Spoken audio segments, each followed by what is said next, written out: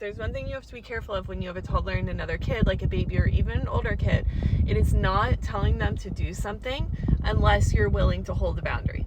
And I feel like this becomes really obvious when you have a toddler and a newborn, which we have a baby who's about 5 weeks old right now, and I also have a 2.5-year-old and a 4-year-old who are both kind of still in the toddlery phase, need help listening sometimes. So if I'm nursing the baby, I'm not going to use that exact moment to tell my 2.5-year-old, hey, go get your shoes on, we're about to leave.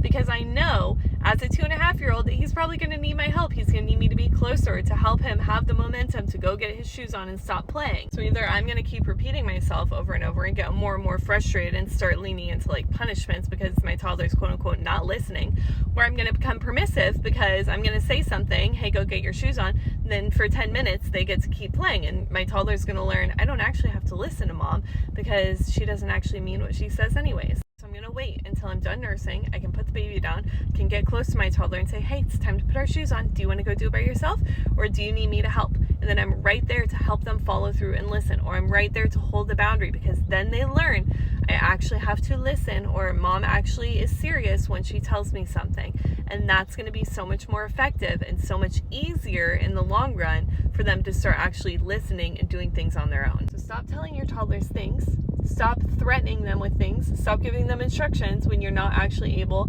to be there to follow through.